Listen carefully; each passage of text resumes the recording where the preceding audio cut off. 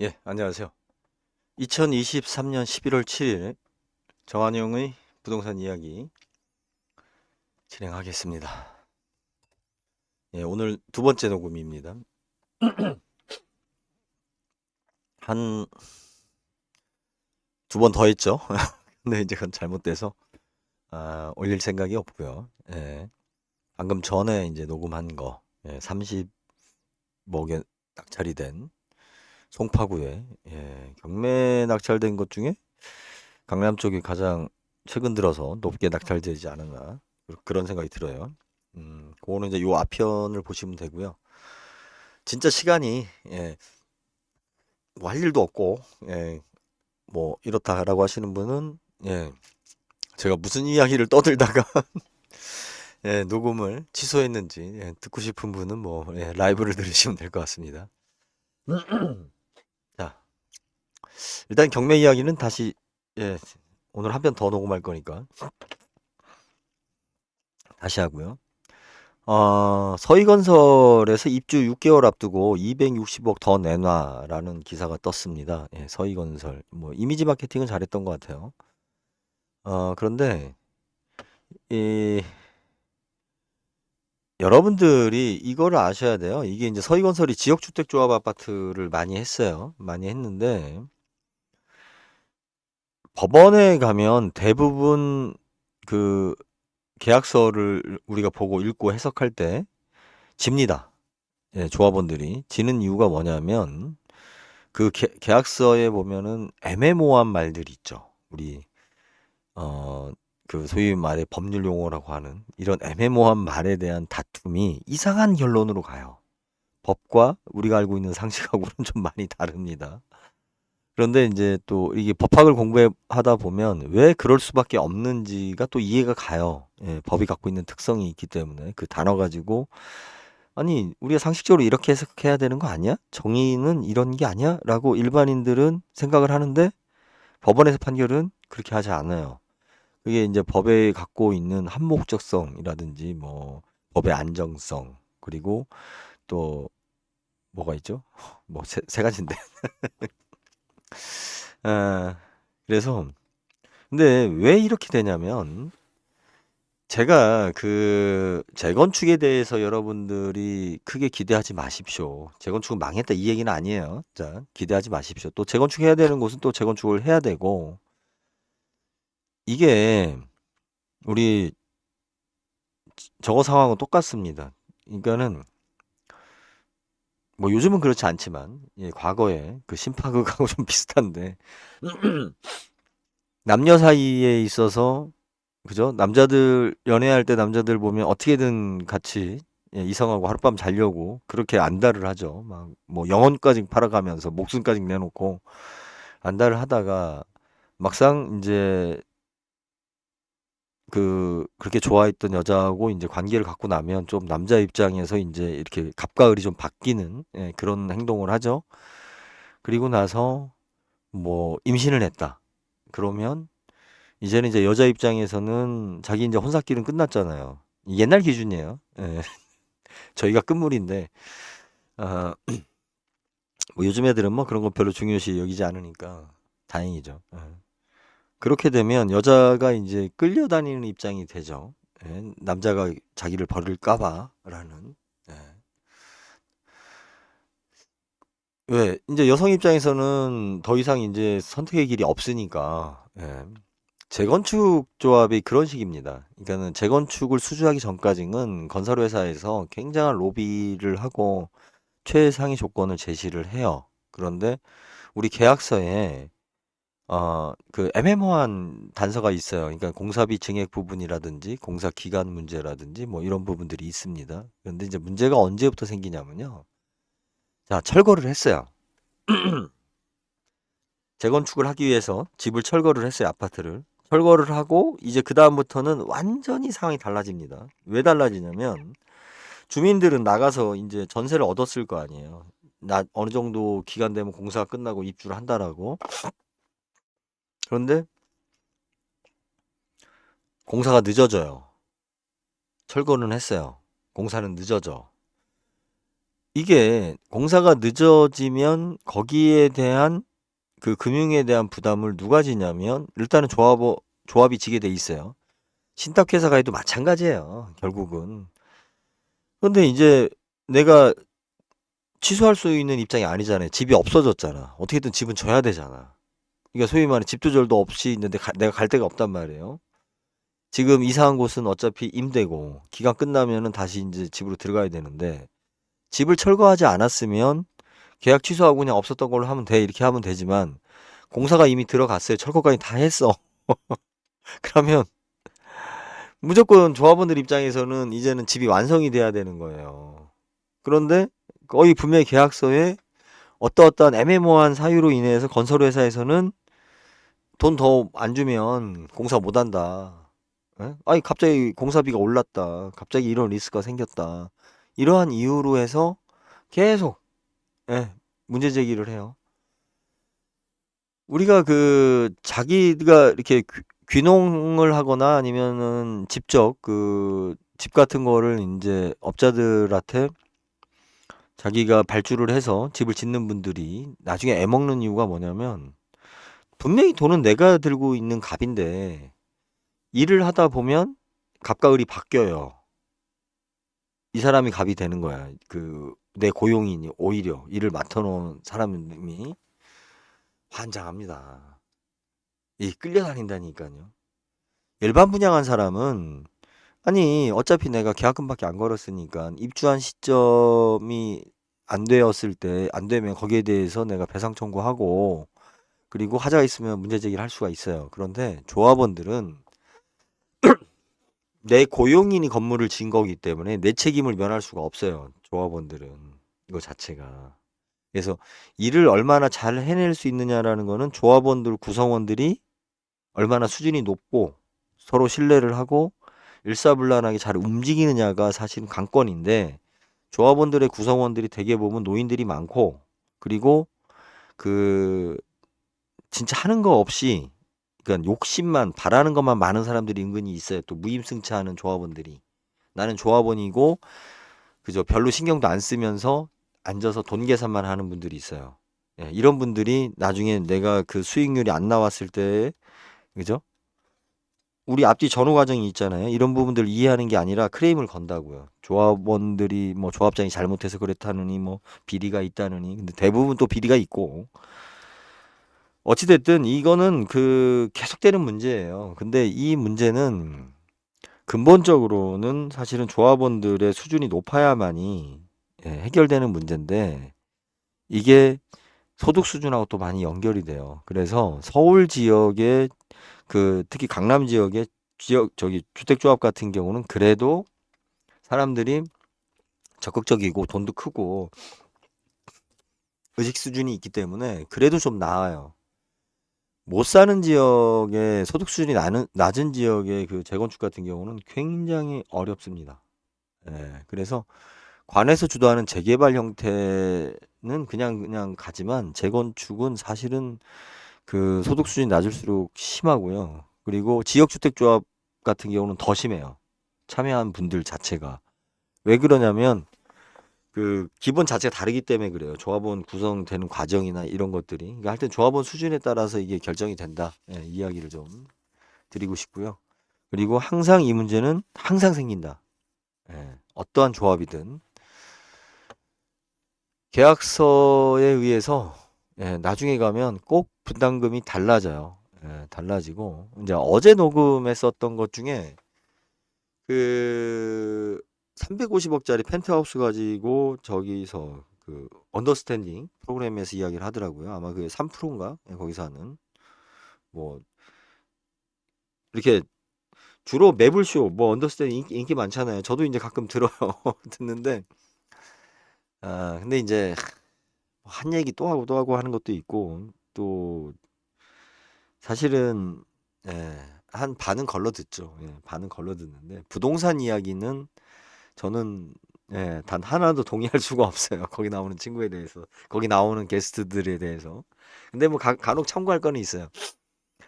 350억짜리 청담동의 그 펜트하우스에 대해서 이야기를 하더라고요. 완판이라고. 아니 그 이야기를 하는데 이게 이제 세대 수가 얼마 안 되는 데다가 경쟁률이 뭐 5대 1이었다라고 이야기하는데 사실은 안 팔려서 좀 시간을 끌었던 걸로 제가 보기에는 알고 있고요. 350억짜리 펜트하우스, 야, 우리가 350억? 죽여주네. 뭐, 응? 집 앞에다가 전용 엘리베이터가 있고, 슈퍼카를 4대나 주차할 수 있고, 이게 정상적인 사업을 해서 돈을 번 사람들이 소유하는 집들이 아니죠. 예, 우리가. 사실은 좀 비건전하게 돈을 벌었거나 아니면 갑자기 돈벼락을 맞았거나 뭐 연예인들 같은 경우는 또 나름대로의 그 한 시대의 인기로 자기 과시욕으로 하는 이제 그런 집인데 우리가 이런 고급 주택은 취등록세가 달라요. 세금이 11%인가? 예, 제가 알고 있기로는. 그러니까 집을 사고 팔 때마다 10% 이상의 세금을 내야 되는 거예요. 그 취등록세로. 예? 뭐 우리 1% 2%가 아니라 어? 이렇게 되면은 취등록세도 상당히 높고 그리고 보유세도 장난 아니죠. 왜 그러냐면 종합부동산세가 나오니까. 그래서 이런 집들은 매수 단계부터 뭐 복마전이라고 얘기할 수도 있겠지만 다 숨은 이야기가 있다. 그리고 겉으로는 되게 어, 이렇게 이제 과시하기 위한 형태의 집들이기 때문에 이 어떤 게 있냐면 이런 집들은 지을 때 내부 거래가 있어요. 내부 거래가 있고 또 누가 입주할 것인가라는 그 관계인 설정들이 쭉 되어 있어요. 갑자기 뭐 이런 거 집 짓고 이렇게 고급 주택을 졌으니 와서 입주하세요라고 공고하면은 이제 사람들이 청약서 가지고 가서 입주하는 게 아니에요. 예, 사전에 다 짜고 하는 거예요. 짜고 하는 거기 때문에 거기에 이제 뭐 일반인들을 상대로 해서 하는 것도 있죠. 예, 부분적으로 끼어 팔게 하는 것도 있죠. 그래서 그 실속이 없는 집인데 우리가 이제 이런 것들을 많이 부러워하잖아요. 부러워하는데 부러워하면 안 돼요. 왜 그러냐면 박수 쳐줘야 돼요. 왜 세금을 많이 내잖아. 예? 이런 집들이 많아져야 강남에 많아져야 세금도 많이 들어오고. 네. 제가 참 깨달은 게 뭐였냐면 두바이에 가보면 슈퍼카를 버리고 나가는 경우가 많잖아요. 이제 출국하면서 외국인들이 두바이에서 사업하다가 뭐 무슨 압류나 뭐나 뭐 이런 문제도 있고 뭐 여러 가지 이유로 그 그냥 진짜 몇 억짜리 자동차를 버리고 가는데 아들을 하고 이제 그런 얘기를 해봤어요. 야, 저런 비싼 차들을 사다가 그죠? 중고는 뭐 똥값이니까 사다가 리스토어 해가지고 팔면 아니면 부품을 이렇게 해가지고 팔면 굉장히 돈을 벌 수 있는 시장이 있지 않을까? 그랬더니 아들 녀석이 웃더라고요. 아빠, 슈퍼카 타는 애들은 중고 안 써요. 중고 부품. 예. 그러니까 이게 좀 개념이 다른 거죠. 그러니까 슈퍼카 같은 경우는 그 당시에만 가격이 굉장히 비쌌다가 나중에 보면 가격이 훅 떨어져요. 훅 떨어지고 이제 중고 가격을 또 자기네들끼리 뭐 막 비싸게 매기는데 실질적으로 그 안에 내막에 들어가 보면 호가만 그렇게 부르고 있는 거고 실제적으로는 수리비가 원체 많이 나온다는 걸 아니까 그리고 일단 차가 저런 건 또 뭐 자기네들끼리 막 여러 가지 이야기를 붙이더라고요. 하여튼 거품이 굉장히 심하더라고요. 근데 주택도 그렇습니다. 집도 아파트 같은 경우도 일반 대중적이지 않고 일부 특수층을 상대로 하는 집들은 어, 굉장히 좀 거품이 많다. 그리고 언론에 보도되는 것 자체가 팩트가 1도 없다. 라는 것을 좀 우리가 상기하면서 어, 보고 그리고 이런 걸 갖다가 무슨 뭐 주거의 어떤 빈부의 격차 뭐 이런 거 가지고 자꾸 보면은 진보 진영에서 이렇게 문제 삼고 뭐 이러는데 그럴 필요 없어요. 우리나라 이제 선진국이에요. 돈 많은 사람들은 돈지랄하게 내비두고 잘한다 해주면 또 그렇게 또 흥청망청 쓰다가 또 인생 쓴맛 봐야 되는 거고. 운이 좋아가지고 뭐 계속 잘 살면 내비두고 세금 내잖아요. 부자가 많은 사회가 복지도 좋아지고 없는 사람도 살기 좋아집니다. 왜 미국 가서 살라고 그래요? 미국이 부자가 많잖아요. 그죠? 미국이 물론 없는 사람들한테 해주는 것도 많죠. 그런데 실질적으로 그 빈부의 격차가 생기면서 미국의 대부분의 세금들을 상위 몇 프로가 다 내잖아요. 지금 현재 우리나라도 이제 그런 실정인 거고. 세금도 안 내는 사람들이 자꾸 뭐 부자들에 대해서 뭐 이렇게 얘기하는데 우린 좀 그 생각을 좀 바꿀 필요가 있습니다. 다만 어떤 그 부정한 행위에 대한 부의 축적을 우리가 뭐라고 해야 되는 거지? 부자가 많아지는 거, 현대 사회에서 빈부의 격차가 커지는 거는 저는 당연하다고 봐요. 옛날에는 우리가 노동으로, 그죠? 가장 기본적인 어떤 그런 생산 수단으로 하다 보니 뭐 빈부의 격차가 나봤자 누가 더 잠 안 자고 열심히 일하냐 이제 요 정도 차이인데 요즘은 안 그렇잖아요. 노래 한 곡 가지고 뭐 어마어마하게 돈을 버는 사람들이 생기고 예. 그래서 돈 많은 사람들이 많아야 국가 재정이 튼튼해진다. 예. 서울 강남의 아파트 값이 많이 오르는 것은 나쁜 일이 아니다. 자, 이런 얘기를 좀 하겠습니다. 하고 지금 그죠? 예. 그래서 이런 집들이 많아져야 돼요. 많아져야 되고 마약이 아니다라는 얘기가 있던데 뭐 했던 안 했던 뭐 그건 개인의 문제니까. 예. 지드래곤. 저는 지드래곤이 누군지도 몰라요. 예, 대전 오는 이제 4월 14일 최근 기사고요. 예, 서희건설이 많이 했죠. 지역주택조합 아파트를 서희건설이. 예, 예. 아무튼 뭐 조합원들은 책임이 무한됩니다. 어,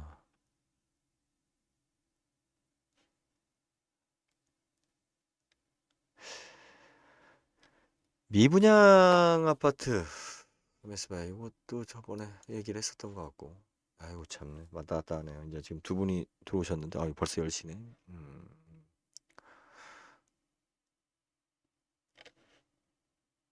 뭐 다른 질문 있으면은 하겠지만 아,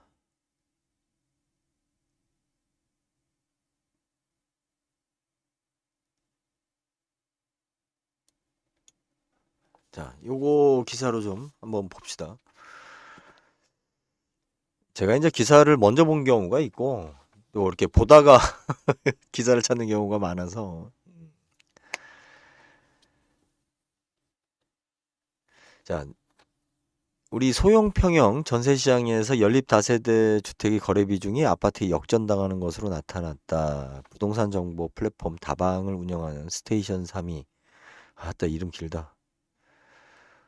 실거래가 통계를 바탕으로 분석한 결과 에,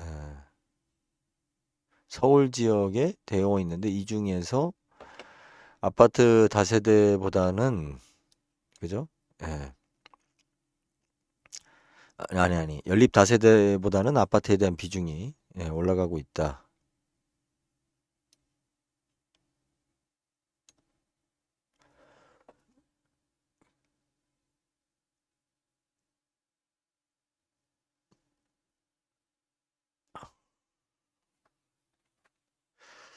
이게 그 이제 연립 다세대 주택에 대한 문제가 많이 생기면서 역전세난으로 그 그저 사람들이 이제 기피하다 보니까 아파트로 간다.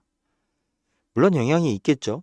있겠는데 어제 유튜버 뭐 방송을 듣다가 이제 그 인구 이야기가 나오더라고요. 근데 저는 개인적으로 그래요. 지금 우리나라의 인구 감소율을 이대로 가다가는 뭐 몇 년 후에 이제 우리나라의 인구가 소멸된다. 이런 헛소리를 하던데 애 안 낳는 거 뭐라고 할 필요 없어요. 애 안 낳을만 하니까 안 낳는 거고. 그죠? 애 낳을만 하면 또 다시 낳아요. 그러니까 노인네들 많이 죽고 나면 말 안 해도 나요. 예, 더 납니다. 예.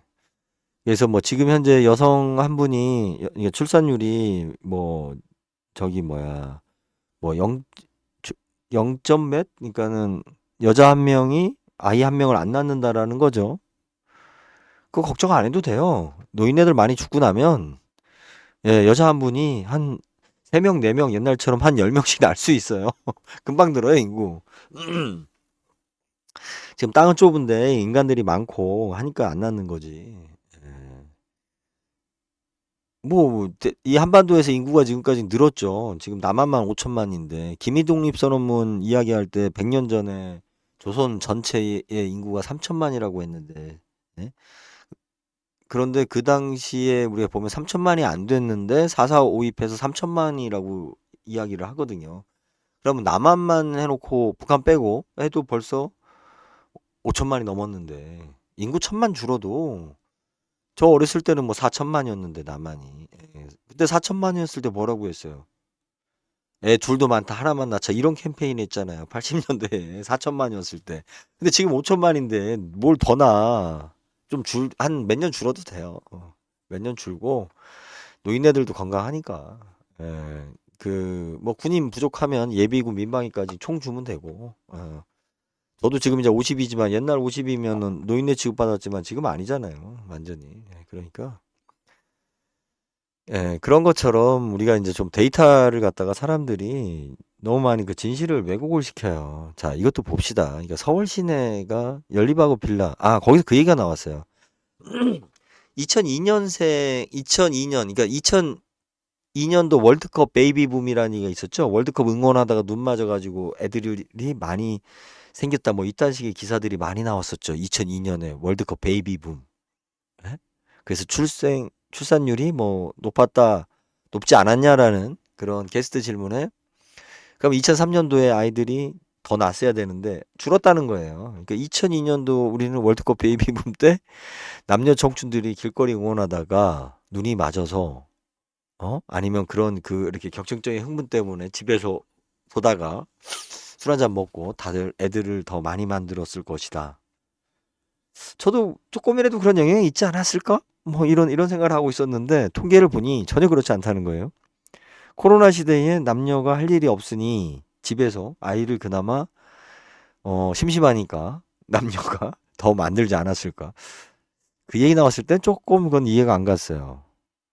암컷과 수컷을 같은 공간에 계속 붙여놓으면 연애 안 해요. 동물들도. 가끔 만나야 이게 서로 이성에 대한 끌림이 있는 거지. 자, 이 내용을 명확하게 합시다. 그러니까 뭐냐면 서울 시내에 그 아파트가 훨씬 더 많아지고 있죠. 연립 다세대보다. 그죠?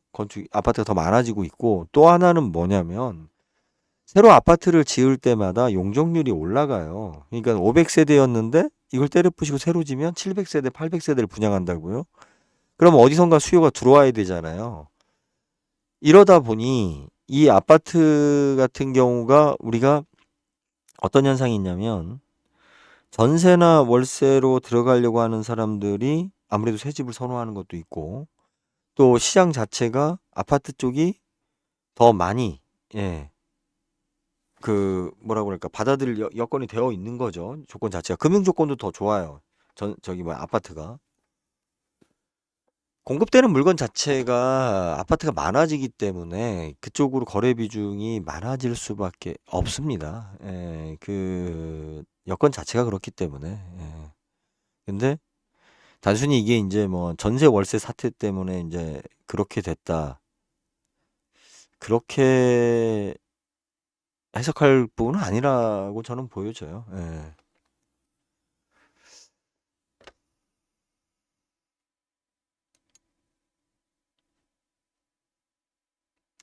자, 일단 요거는 서희건설. 예, 지금 이제 이야기를 다시 정리하면,